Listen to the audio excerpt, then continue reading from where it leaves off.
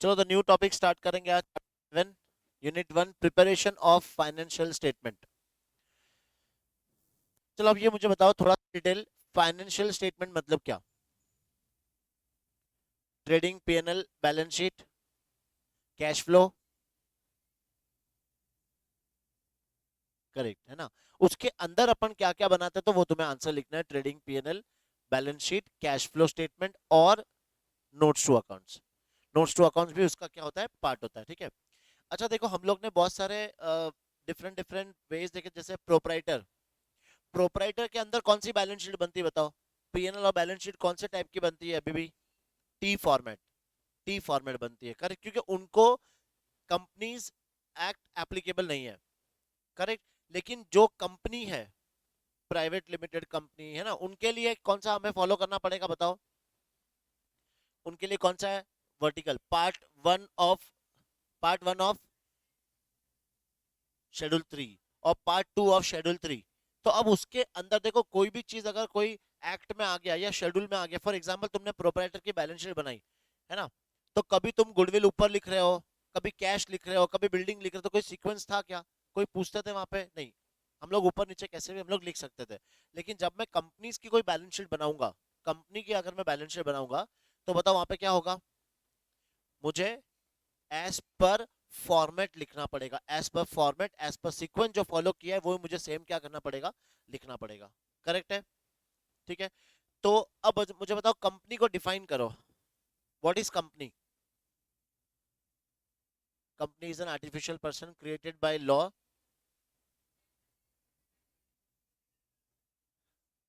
Common seal है ना, वो सब कहाँ पढ़ा था तुम लोग ने? ये 11th में पढ़ा था, करेक्ट। अभी जो तुम्हारा सेक्शन कौन सा बताओ? Section 2, correct. क्या डिफाइन करता है कंपनी को? Company means which is incorporate under the companies act 2013 और any other act before that.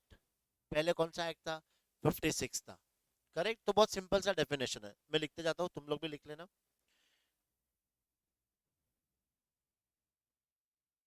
Company, heading डालना company.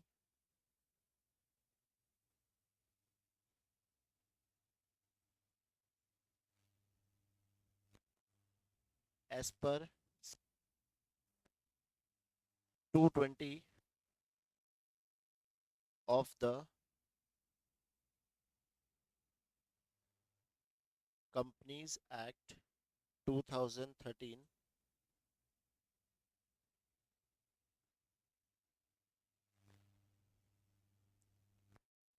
Company means A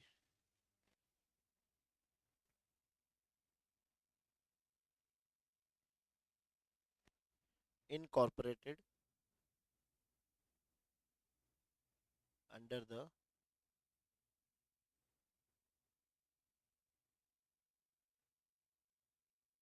Companies Act 2013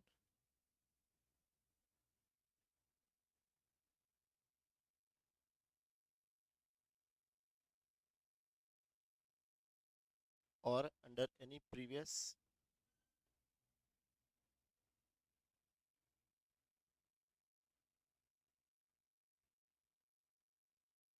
company law. For example, the Companies Act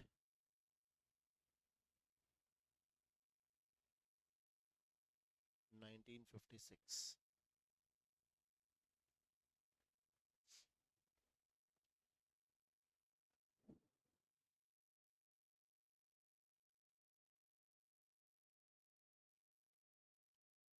So a company means a company which is incorporated under the Companies Act 2013 or any other previous company law। जो पहले कौन सा था? Companies Act 1956।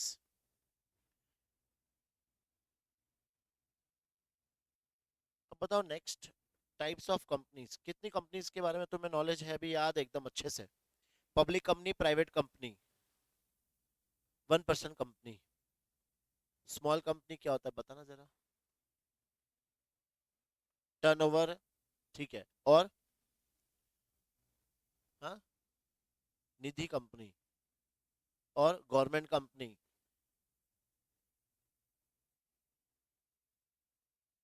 और भी है। बताओ, तुम लोग ने चैप्टर्स पढ़े, चैप्टर से ही निकालो। Dormant company.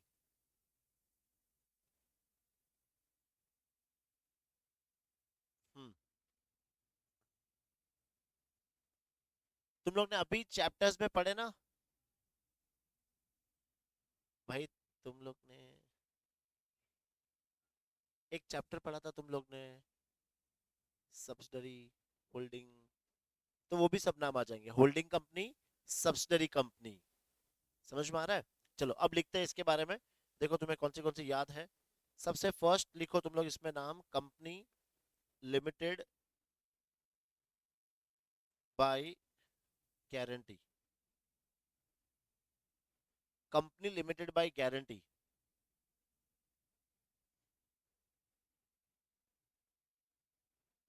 सेक्शन भी लिखते जाएंगे 221। बताओ, कंपनी लिमिटेड बाय गारंटी का मतलब। करेक्ट। देखो, कंपनी लिमिटेड बाय गारंटी का मतलब कुछ शेयर होल्डर्स ने, है ना, कंपनी के फॉर्मेशन के टाइम पे बोला था कि मैं इतनी गारंटी दूंगी अगर कंपनी को जरूरत पड़ी तो। करेक्ट। मान लो कंपनी लॉस में आ गई और कंपनी को आउटसाइडर्स को पैसा पे करना है। करेक्ट। अब कंपनी शेयर होल्डर से कितना पैसा मांगेंगे, जितना उन्होंने इंडिविजुअल गारंटी दिया था वही पैसा, उसके ऊपर नहीं। इसलिए क्या कहते हैं, कंपनी लिमिटेड बाय गारंटी। ठीक है। सेकंड लिखो इसमें, company limited by shares. Company limited by shares.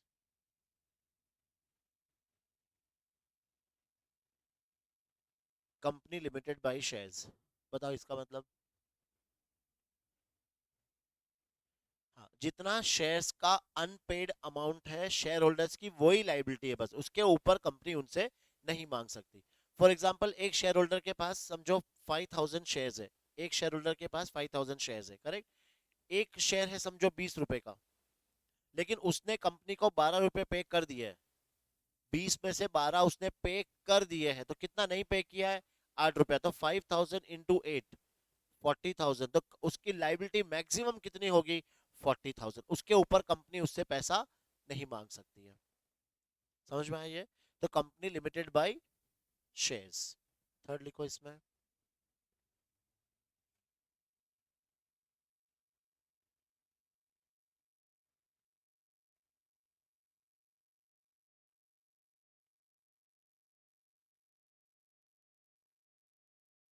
Foreign company.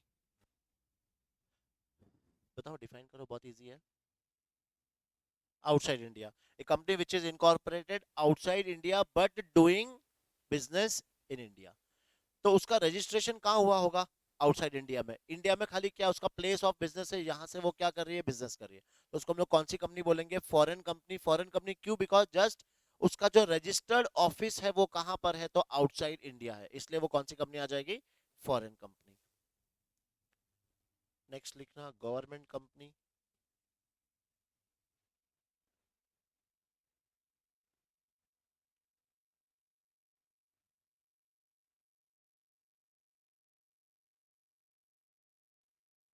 Government company. बताओ किसको हम गवर्नमेंट कंपनी बोलेंगे। हाँ, कोई भी कंपनी में अगर गवर्नमेंट का होल्ड 51% से ज्यादा है तो हम लोग उस कंपनी को कौन सी बोलेंगे, गवर्नमेंट कंपनी बोलेंगे। ठीक है। या तो वो शेयर सेंट्रल गवर्नमेंट के पास हो सकता है, या स्टेट गवर्नमेंट के पास हो सकता है, या फिर दोनों का कॉम्बिनेशन में भी हो सकता है। करेक्ट। तो इसमें क्या याद रखना है, more than 51% of the paid up capital किसके पास है, तो गवर्नमेंट के पास है, तो that is my government company. Next लिखना,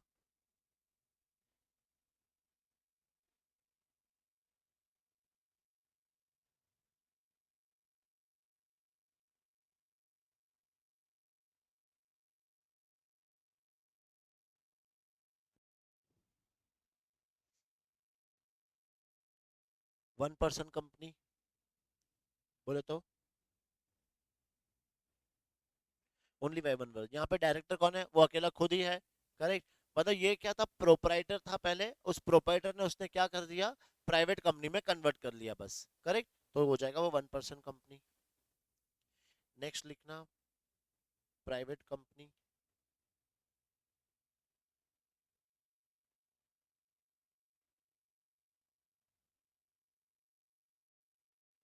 268।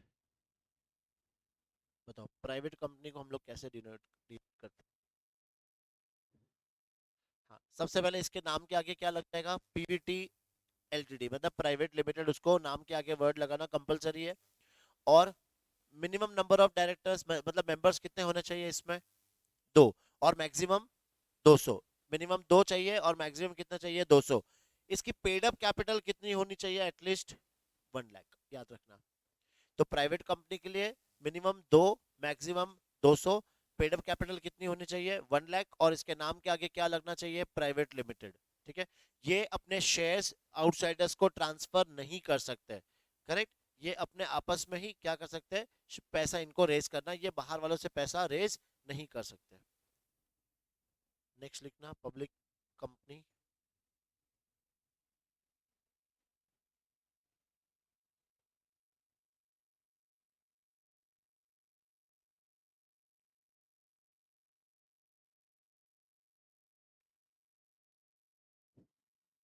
बताओ public company. Company not a private company, it is public company. तो भी अगर इसको अलग से डिफाइन करना हो तो मिनिमम 7। मिनिमम 7, मैक्सिमम में कोई लिमिट नहीं है।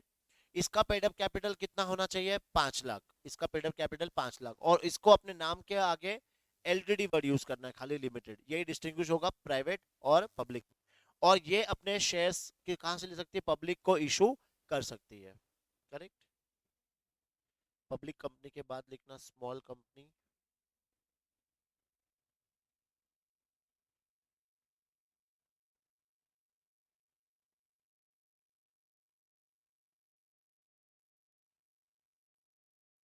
Small company.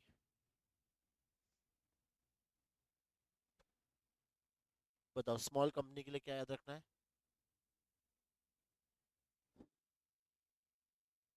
4 करोड़ है।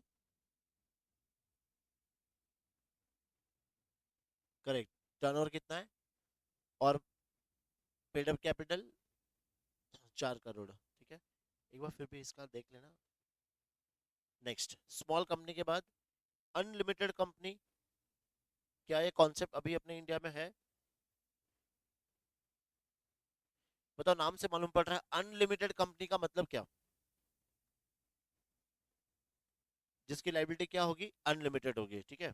अभी तक फिलहाल अपने इंडिया में ये कॉन्सेप्ट नहीं है। फर्क ही क्या है ना?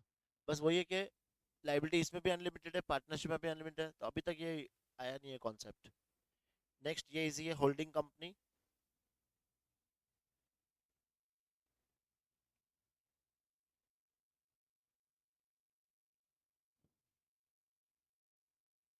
बताओ होल्डिंग कंपनी मींस। ये दोनों साथ में लिख दो, होल्डिंग और सब्सिडरी कंपनी।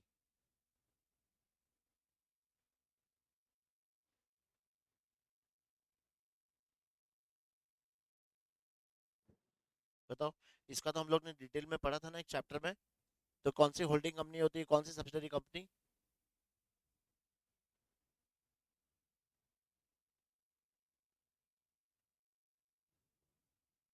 हाँ, जो 50% से ज्यादा कोई में जिसका होल्डिंग अथॉरिटी है ना, तो वो कौन सी कंपनी हो जाएगी? जिसके पास है वो कौन सी कंपनी है? होल्डिंग। और जिस कंपनी का है वो कौन सी कंपनी है?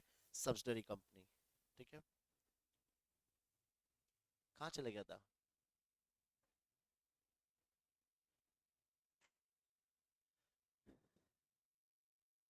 चलो अब नेक्स्ट इंपॉर्टेंट टॉपिक हेडिंग लिख देना, maintenance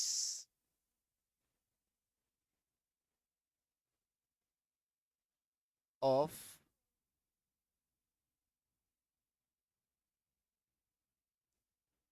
maintenance of books of accounts.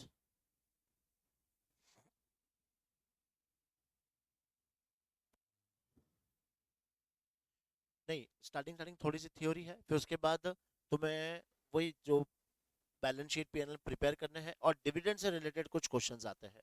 मतलब लोग डिविडेंड कितना इशू कर सकते हैं, उसके रिलेटेड क्वेश्चंस है। बाकी थोड़ी बहुत थियरी है, ज्यादा नहीं है। चलो, maintenance of books of accounts बताओ। Maintenance of books of accounts हर कंपनी को बुक्स ऑफ अकाउंट्स मेंटेन करनी पड़ेगी, और कहाँ रखनी पड़ेगी वो बुक्स ऑफ अकाउंट्स? अपने रजिस्टर्ड ऑफिस पे, याद रखना। समझ में आ रहा है? उसको बुक्स ऑफ अकाउंट्स कहाँ मेंटेन करनी है? अपने रजिस्टर्ड ऑफिस। अच्छा, रजिस्टर्ड ऑफिस अलग हो सकता है और ब्रांच कहीं और हो सकती है, ये हम लोग ने अभी पढ़ा था एक चैप्टर में। फॉर एग्जाम्पल किसी कंपनी का रजिस्टर्ड ऑफिस दिल्ली में है और उसके ब्रांचेस सब अलग अलग जगह पे, तो उसको बुक्स ऑफ अकाउंट्स कहाँ मेंटेन करनी है? हेड ऑफिस में तो होनी ही चाहिए हमेशा। और हेड ऑफिस के अंदर उसका खुद का भी अकाउंट होगा प्लस ब्रांच का भी होगा। तभी तो हम लोग ईयर के एंड में क्या करते हैं बताओ? वो ब्रांच का जो अकाउंट है वो हम लोग वहां पे कंसोलिडेट करते हैं, क्योंकि वो मेन हेड ऑफिस के पास सब के पास उनके पास जानकारी होनी चाहिए ब्रांच से रिलेटेड। तो इसमें मैं छोटा छोटा ऐसे लिखते जाओ एरो मार्क डाल के। ये कौन सा सेक्शन देखता है? तो as per section 128 of companies act,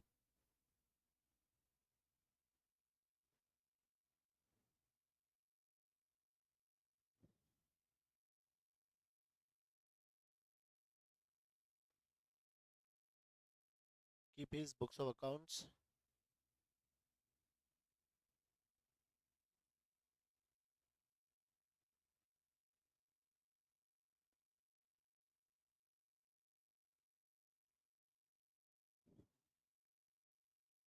ठीक है। बुक्स ऑफ अकाउंट्स में क्या क्या आता है? तो वही सारी चीजें, एक तो नॉर्मल बुक्स ऑफ अकाउंट्स, फिर कोई रिलेवेंट अदर बुक्स होगी तो फाइनेंशियल स्टेटमेंट्स होगा। फाइनेंशियल स्टेटमेंट्स के अंदर वो सारी चीजें आ जाती है। करेक्ट। और ये books of accounts every year हम प्रिपेयर करेंगे। और ये बुक्स ऑफ अकाउंट्स से अपने को क्या मिलना चाहिए? True and fair view of the books of accounts, ये तो अपने को पता है। करेक्ट। अच्छा, मान लो क्या कंपनी बुक्स ऑफ अकाउंट्स कोई अदर प्लेस पे भी मेंटेन कर सकती है अदर देन रजिस्टर्ड ऑफिस? जैसे समझो हमने सिर्फ नाम के लिए हेड ऑफिस खोल के रखा है कहाँ पे? दिल्ली पे, और बाकी सब जो एक्टिविटीज होती है वो दूसरी जगह पे हो रही है। तो क्या मैं books of accounts other than registered office रख सकता हूँ क्या? इन्फॉर्म करना पड़ेगा। यस, तो आंसर इज यस। तो लेकिन मुझे उस केस में रजिस्ट्रार को क्या करना पड़ेगा? इन्फॉर्म करना पड़ेगा विद इन 7 days कि हम अपनी बुक्स ऑफ अकाउंट्स क्या कर रहे हैं, कोई अदर प्लेस पे मेंटेन कर रहे हैं। ठीक है, लिख लो छोटे छोटे पॉइंट्स, याद रहेंगे।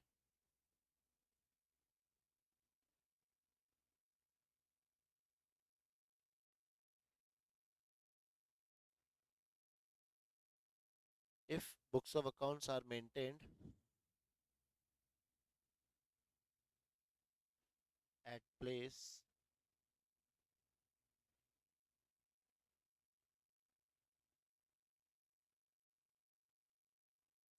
other than registered office, then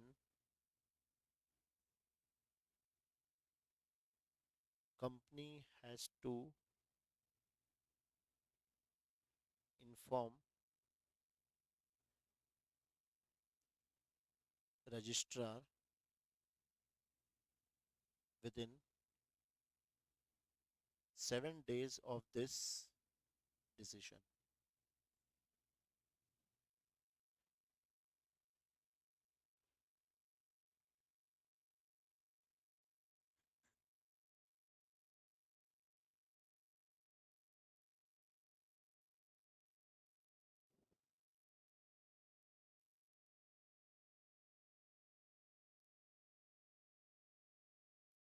तो हम लोग बुक्स ऑफ अकाउंट्स को भी कोई और प्लेस पे रख सकते हैं, लेकिन उसमें मुझे पहले रजिस्ट्रार की परमिशन लेनी कंपलसरी है।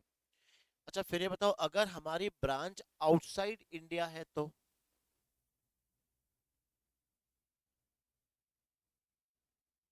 अगर हमारी ब्रांच आउटसाइड इंडिया है तो क्या?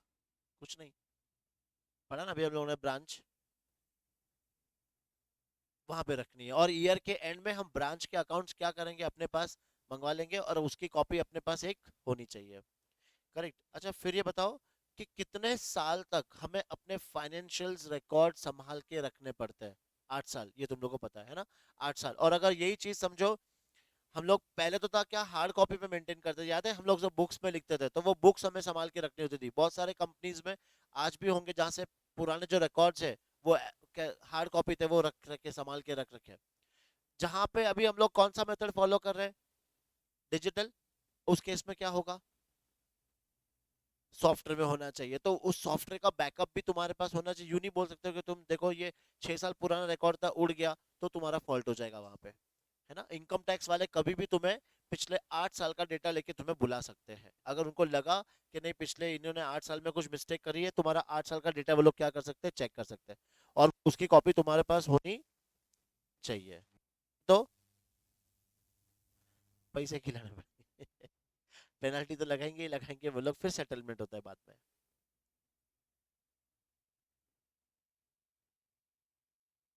अच्छा, हर कंपनी को तुम्हें पता है रिटर्न्स फाइल करने पड़ते हैं, तो यहाँ पर भी कंपनीज को कौन से रिटर्न्स फाइल करने पड़ेंगे, एनुअल रिटर्न। क्या होता है एनुअल रिटर्न, साल के एंड में फाइल करते हैं, ठीक है, और उस पर साइन कौन करता है, डायरेक्टर और कंपनी सेक्रेटरी, याद रखना, ठीक है। तो ये लिखाओ, ये पॉइंट याद रहेगा, है ना, लिखाओ, याद रहेगा ना, ये तो सिंपल है, ये तुम लोगों ने पढ़ा भी है ना वैसे भी। और कितने दिन के अंदर अपने को एनुअल रिटर्न फाइल करना होता है, 60 days from the, 60 days from the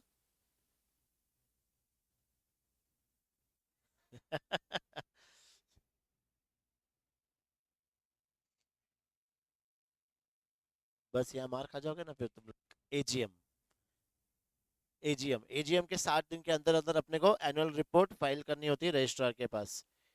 लिख लेते हैं ये पॉइंट।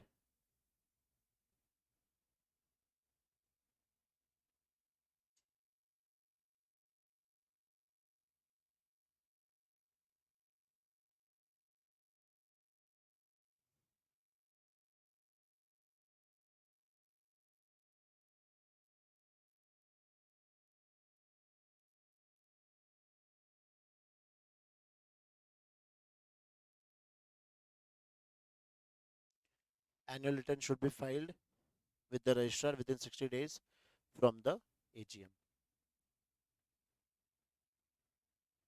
चलो अब हम लोग कूदेंगे इसमें, final accounts.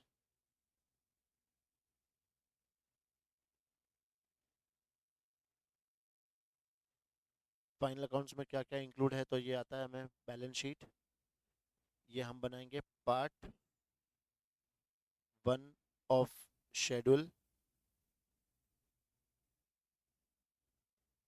Part 1 of schedule 3। फिर सेकंड इनकम स्टेटमेंट,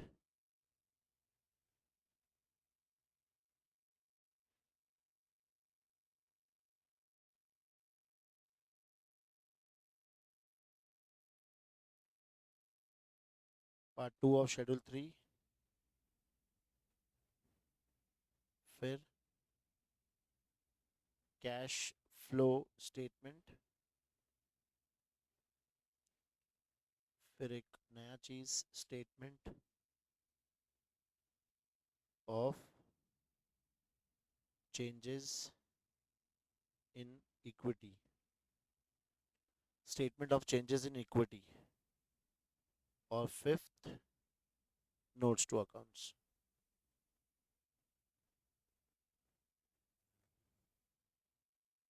तो ये 5 चीज हम लोग प्रिपेयर करते हैं, balance sheet, income statement, cash flow statement, statement of changes in equity, और नोट्स टू अकाउंट्स।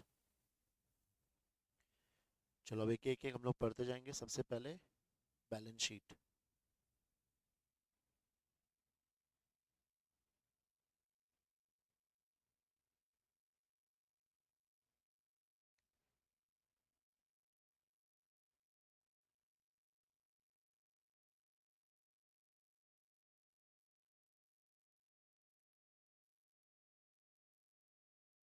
फॉर्मेट किसको किसको याद है,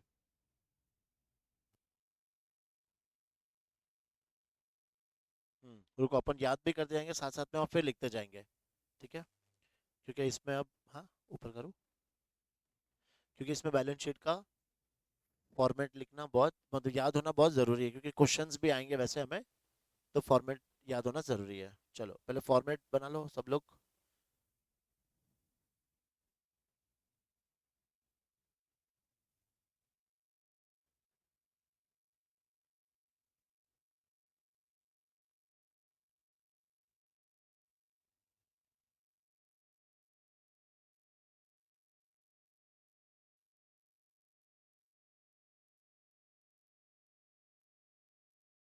particulars, notes, current year, previous year. दो कॉलम बनता है इसमें, करंट ईयर और प्रीवियस ईयर।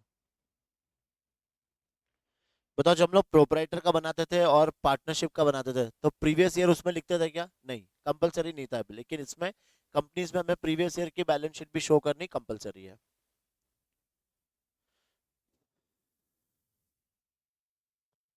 प्रोपराइटर की बैलेंस शीट कितने पार्ट में डिवाइड होती है? दो पार्ट। कौन सा? एसेट्स और लायबिलिटीज। कंपनीज की बैलेंस शीट भी दो पार्ट में डिवाइड होती है। फर्स्ट पार्ट क्या है? बोलो। First part equity and liabilities, और सेकंड क्या है? एसेट्स। तो सबसे पहले first heading equity and liabilities. First part equity and liabilities. Now equity and liabilities में सबसे पहला जो पार्ट है वो क्या है? Share holders fund. देखो, शेयर होल्डर्स फंड लिखने से पहले याद कर लेते हैं। शेयर होल्डर्स फंड के अंदर क्या कितनी चीजें आएगी? तीन। Share capital, reserves and surplus, money received against share warrant. पहले याद कर लेते हैं वापस। Share capital, reserves and surplus और money received against share warrant लिख लो। तो पहली हेडिंग डालना शेयर होल्डर्स फंड।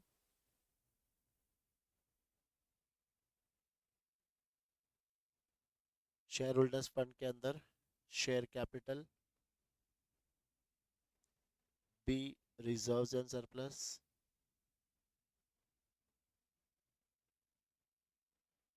और सी मनी रिसीव्ड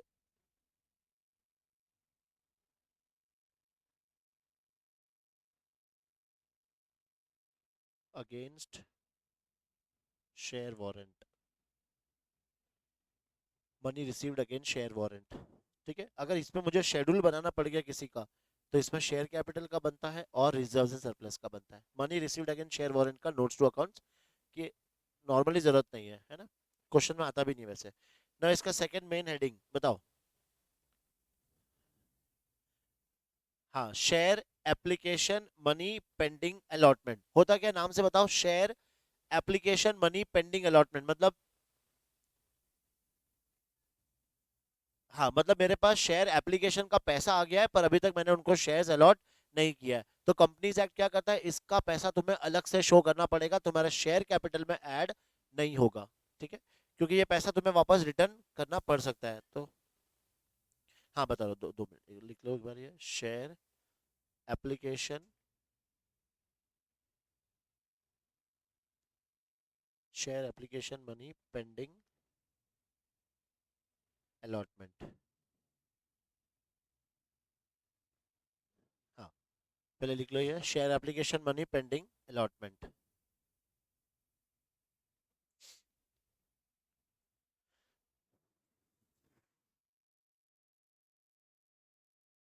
देखो, अब शेयर कैपिटल तो तुम लोग को पता है। बताओ शेयर कैपिटल में क्या क्या आता है? कितनी सारी चीजें आती है शेयर कैपिटल में? याद कर। शेयर कैपिटल में क्या क्या आता था अगर इसका नोट्स टू अकाउंट बनाएंगे तो? नॉर्मली दो आता है, इक्विटी शेयर कैपिटल और प्रेफरेंस शेयर कैपिटल।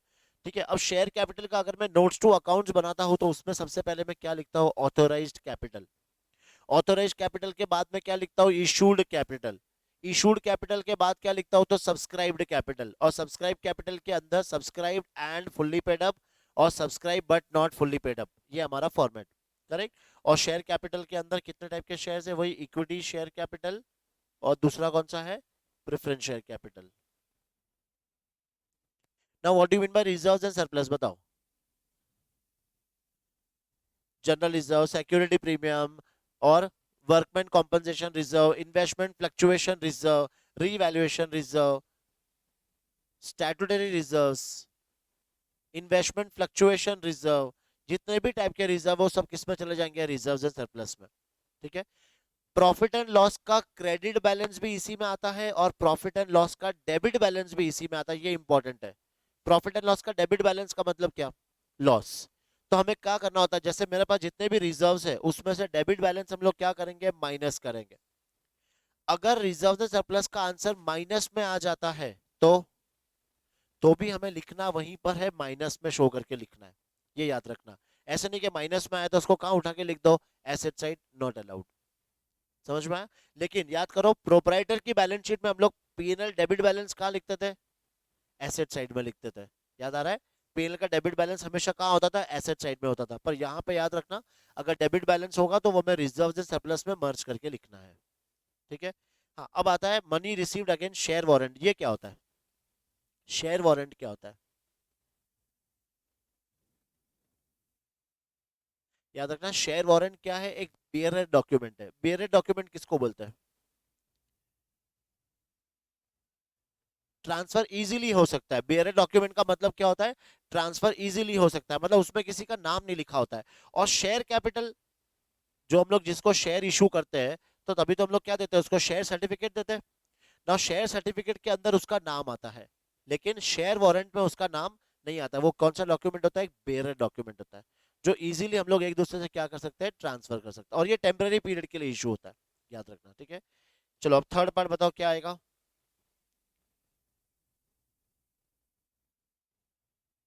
लिखना, नॉन करंट लाइबिलिटीज।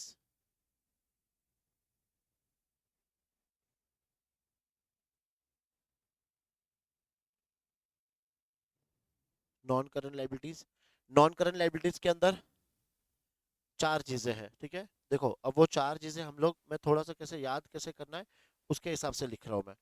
इसका फोर्थ पार्ट भी लिख लो तुम लोग, करंट लाइबिलिटीज।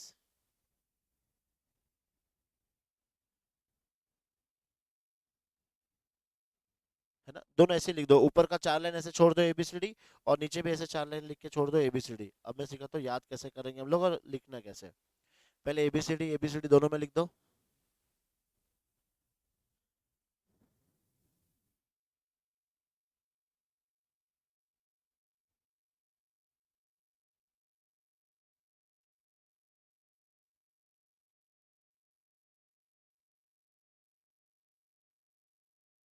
डन। देखो अब नॉन करंट में सबसे पहले यहाँ पे लिखो लॉन्ग टर्म बोरिंग्स, ऊपर लिखो लॉन्ग टर्म बोरिंग्स, और यहाँ पे लिखो short term borrowings.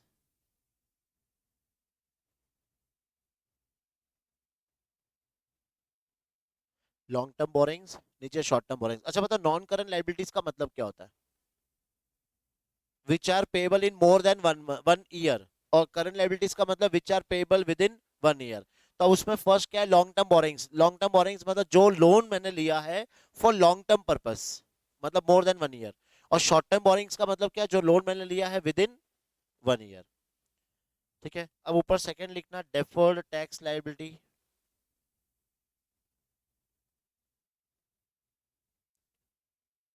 Deferred tax liability, और उसके सामने यहाँ पे याद करना है ट्रेड पेबल।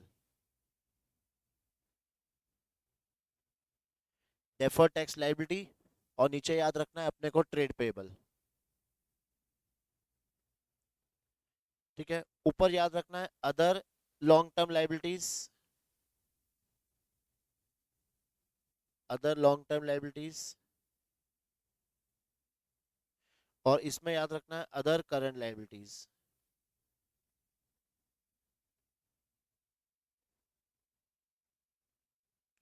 ऊपर याद रखना है लॉन्ग टर्म प्रोविजंस, और नीचे याद रखना है शॉर्ट टर्म प्रोविजन।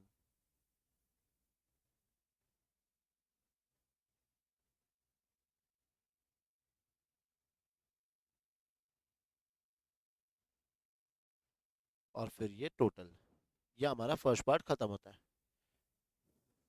तो पहले एक बार याद कर ले यहाँ तक, देखो नॉन करंट लाइबिलिटीज और करंट लाइबिलिटीज कैसे याद रखना है, आमने सामने याद रखना है। ऊपर लॉन्ग टर्म बोरिंग्स तो नीचे शॉर्ट टर्म बोरिंग्स, ऊपर डेफर्ड टैक्स लाइबिलिटी तो नीचे ट्रेड पेबल्स, ऊपर अदर लॉन्ग टर्म लाइबिलिटीज तो नीचे अदर करंट लाइबिलिटीज, ऊपर लॉन्ग टर्म प्रोविजन तो नीचे शॉर्ट टर्म प्रोविजन। यहाँ तक याद हो जाएगा? एक बार याद कर लेते हैं, बिना बोले देख लेते हैं एक बार, चलो फटाफट से। फर्स्ट क्या लिखना है पहले, हेडिंग इक्विटी एंड लाइबिलिटीज। उसमें फर्स्ट पार्ट क्या आएगा, शेयर होल्डर्स फंड। पहला क्या लिखेंगे उसमें, share capital. Second, reserve surplus. Third, share warrant. ठीक है, ये हो गया फर्स्ट। सेकंड पार्ट क्या आता है, share, share application money pending allotment. ठीक है, फिर ऊपर थर्ड,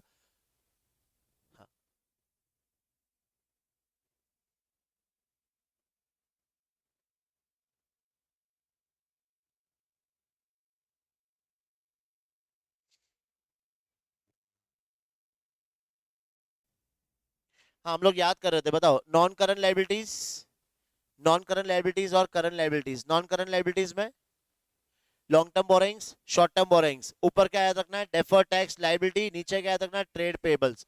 ऊपर अदर लॉन्ग टर्म लाइबिलिटी, नीचे अदर करंट लाइबिलिटीज, और ऊपर लॉन्ग टर्म प्रोविजन और नीचे शॉर्ट टर्म प्रोविजंस। ठीक है, चलो अब इसमें लिख लो next heading second, assets.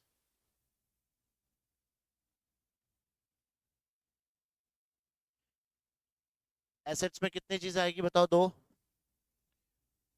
Non current assets और करंट एसेट्स। मेन हेडिंग क्या है पहले, दो। नॉन करंट एसेट्स,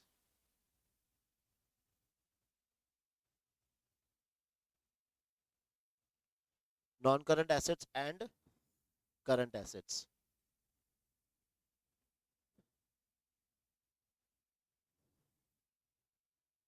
ठीक है, अब ये नॉन करंट एसेट्स के अंदर फर्स्ट क्या आता है, जो तुमने लिखा था याद है, PPE.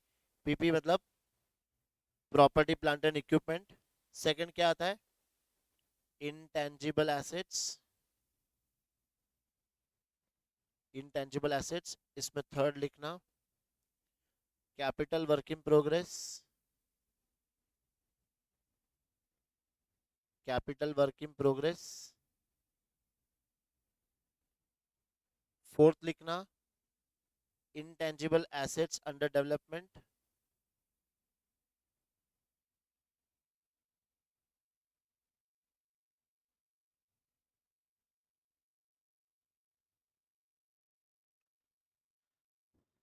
Fourth intangible assets under development.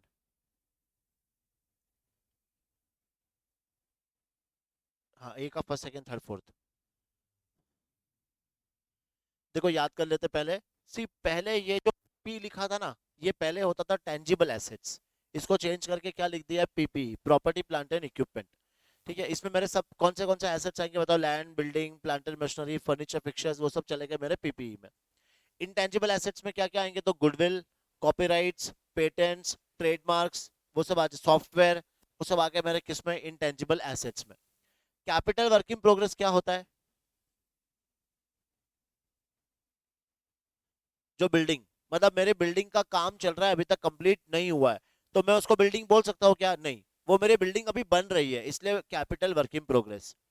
और intangible assets under development, under word तो लिखा ही नहीं, इंटेंजिबल एसेट्स अंडर डेवलपमेंट, बताओ मतलब।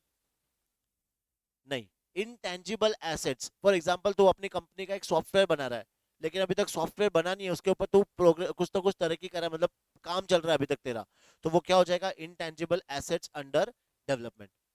समझे, फॉर एग्जांपल पेटेंट्स का तू रजिस्ट्रेशन करवा रहा है, अभी तक हुआ नहीं है, काम चल रहा है तेरा, तो इंटेंजिबल एसेट्स अंडर डेवलपमेंट। ठीक है, अब जो हम लोग लिखेंगे ना, वो सामने सामने लिखेंगे। देखो जैसे अब इसमें और क्या क्या आने वाला है, बी। बी क्या है बताओ, नॉन करंट इन्वेस्टमेंट याद है तुम लोग को, फिर सी, फिर डी और ई। एक बार ये लिख के सेकंड हेडिंग डालना करंट एसेट्स। ऐसे क्यों, बिकॉज हम लोग सामने सामने याद करेंगे। इसमें ए, बी, सी, डी, ई और एफ।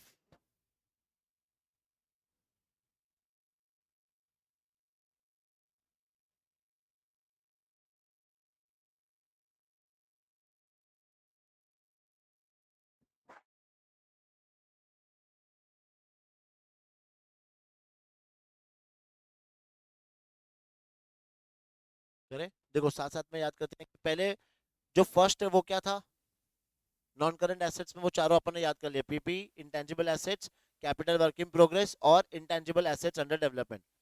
अब देखो ऊपर तुम्हें लिखना है नॉन करंट इन्वेस्टमेंट।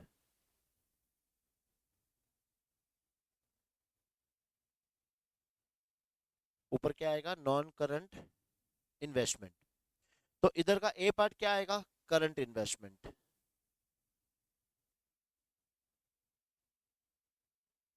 ऊपर नॉन करंट इन्वेस्टमेंट, तो इसमें आ जाएगा करंट इन्वेस्टमेंट। ठीक है, ऊपर तुम्हें लिखना है डेफर्ड टैक्स एसेट,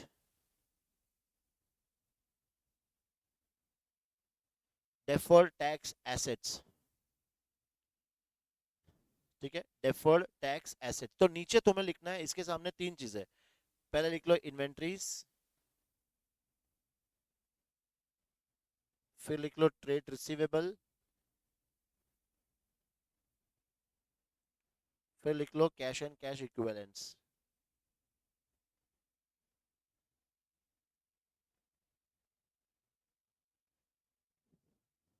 ठीक है, ऊपर तुम्हें लिखना है long term loans and advances,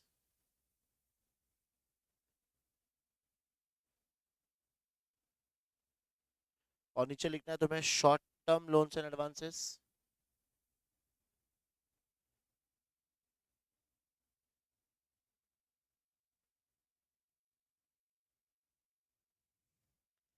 ऊपर अदर नॉन करंट एसेट्स,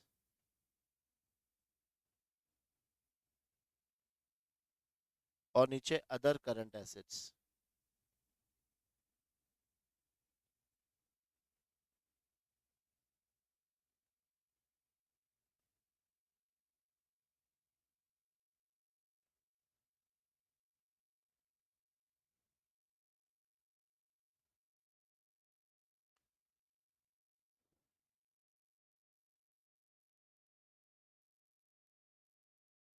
कर लिया कॉपी? देखो अब याद करेंगे फटाफट से। बताओ कैसे याद करना है इसको, बताओ स्टार्टिंग से। ऊपर क्या याद रखना है? Non current investment. नीचे क्या याद रखना है? Current investment. ऊपर डेफर टैक्स एसेट, और नीचे उसके सामने ये तीनों याद रखो। Inventory, trade receivable, cash and cash equivalent. फिर ऊपर long term loans and advances, नीचे short term loans and advances. ऊपर other non current liability sorry assets, और नीचे अदर करंट एसेट्स। ठीक है, चलो ये तो तुम्हें फॉर्मेट तो अच्छे से याद हो जाएगा। कभी कभी क्वेश्चन आता है कि इसके अंदर क्या क्या आता है, तो 2 मिनट देख लेते हैं हम लोग। देखो कहां तक हो गया था अपना। लॉन्ग टर्म बोरिंग्स में क्या क्या आएगा बताओ? डिबेंचर्स, एक तो फिक्स अमाउंट है डिबेंचर्स। फिर लोन, कौन सा लोन? बैंक लोन, जो मैंने लिया है मोर देन 1 ईयर। ठीक है, लोन डिबेंचर्स हो गया, बैंक लोन आ गया। और देखो कभी कभी इसमें एक और चीज आती है, public deposit. Public deposit for more than 1 year. Deferred tax liability क्या होती है? डेफर्ड का मतलब क्या होता है? पोस्टपोन। डेफर्ड का मतलब होता है पोस्टपोन। ठीक है, इस ये तुम लोग एएस में पढ़ लोगे ये डेफर्ड टैक्स एसेट्स और deferred tax liability. Other long term liabilities, इसमें क्या आता है ये बताओ? अदर लॉन्ग टर्म लायबिलिटीज बहुत ज्यादा बड़ी हो कितनी बड़ी हो तो वो तो फिर लॉन्ग टर्म बोरिंग्स हो गया ना, वो उससे और बड़ी हो। नहीं नहीं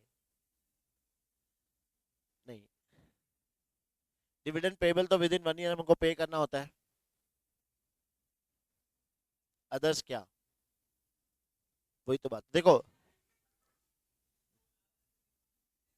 इसमें याद रखो, लिख लो अदर लॉन्ग टर्म लाइबिलिटीज में क्या क्या आता है नॉर्मली। तो क्रेडिटर्स, क्या क्रेडिटर्स इसमें आते हैं? सब फिर आप गलत लिखा रहे हो। Creditors for machinery, creditors for machinery. देखो मशीन जो हम लोग खरीदते हैं, उसका जो अमाउंट मुझे पे करना होता है वो मोर देन 5 ईयर्स 10 ईयर्स का होता है, तो वो मेरी अदर लॉन्ग टर्म लाइबिलिटीज में आ जाता है।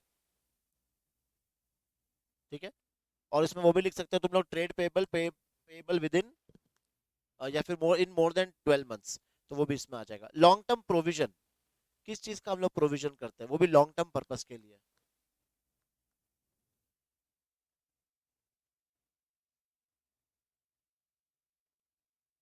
प्रोविजन कब करते हैं अपन? कोई मशीन पे प्रोविजन थोड़ी करते हैं अपन। कंटीजेंट लायबिलिटी तो बुक्स में रिकॉर्ड ही नहीं करते अपन, तो वो तो नॉन लायबिलिटी हो गई, या तो वो करंट में आएगा या नॉन इसमें आएगा। देखो लॉन्ग टर्म प्रोविजन किसका करते हैं हम लोग? जैसे provision for gratuity, provision for tax है, लेकिन टैक्स का हमेशा याद रखना शॉर्ट टर्म होता है, तो वो शॉर्ट टर्म प्रोविजन में आ जाएगा, प्रोविजन फॉर टैक्स। ठीक है, यहाँ पे प्रोविजन फॉर ग्रेचुटी हो गया। कोई रिटायरमेंट बेनिफिट्स का अगर मैं प्रोविजन कर रहा हूँ तो, ठीक है, रिटायरमेंट बेनिफिट्स ये लिख दो इसमें। शॉर्ट टर्म बोरिंग्स क्या हो गया? जो 12 में से कम, जैसे डिबेंचर भी हो सकते हैं जो अभी पेबल हो। बैंक लोन हो गया, बैंक ओवरड्राफ्ट हो गया। ठीक है, ट्रेड पेबल्स में क्या क्या आते हैं? तो क्रेडिटर्स एंड बिल्स पेबल। ठीक है, अदर करंट लाइबिलिटीज में ये वापस चीज आ गई, अदर करंट लाइबिलिटीज, इसमें क्या आएगा?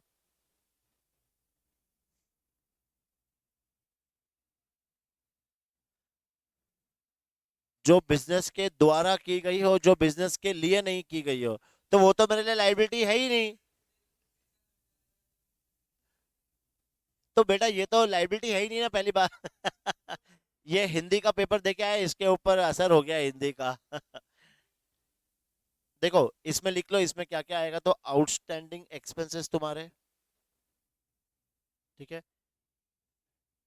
आउटस्टैंडिंग एक्सपेंसेस, फिर लिख low income received in advance, ठीक है, फिर expenses due but not paid, expenses accrue but not due, ये सारी चीजें। शॉर्ट टर्म प्रोविजन में तो तुम्हें पता है, provision for tax, short term provision में आ जाएगा प्रोविजन फॉर टैक्स, ठीक है। नेक्स्ट पीपी तुम्हें पता है, हाँ बस हो गया, पीपी तुम्हें पता ही है। इंटेंजिबल एसेट्स हो गया। नॉन करंट इन्वेस्टमेंट जो लॉन्ग टर्म पर्पस के लिए करते हैं, ठीक है। Long term loans and advances, हमने किसी को लोन दिया है, किसको देते हैं हम लोग, एम्प्लॉइज वगैरह को देते हैं। अदर नॉन करंट एसेट्स में हिंदी में वापस बताएगा ये भारी। और ये तो बताइए तुम्हें, इन्वेंट्रीज कितने टाइप की इन्वेंट्री होती है, raw material, WIP, finish goods, loose tools, stores and spares, वो सब आ जाएगा इसमें। ट्रेड रिसीवेबल में डेटर्स और bill receivable. Cash and cash equivalent में कैश बैलेंस, बैंक बैलेंस, ठीक है। करंट इन्वेस्टमेंट में याद रखना marketable securities. Short term loans advance जो कंपनी ने अगेन लोन्स दिया है किसी को, या फिर एडवांस पे करा है, इसमें एडवांस टैक्स वगैरह सब इसमें आ जाएगा। और अदर करंट एसेट्स में प्रीपेड एक्सपेंसेस और इनकम रिसीवेबल, वो सब आ जाएगा इसमें, ठीक है। तो हाँ, इंश्योरेंस वही ना, इक्विटी, एम्प्लॉइज, हाँ वो लाइबिलिटी तेरी लॉन्ग टर्म लाइबिलिटी है, लॉन्ग टर्म लाइबिलिटी है ना। तो नॉन अदर नॉन करंट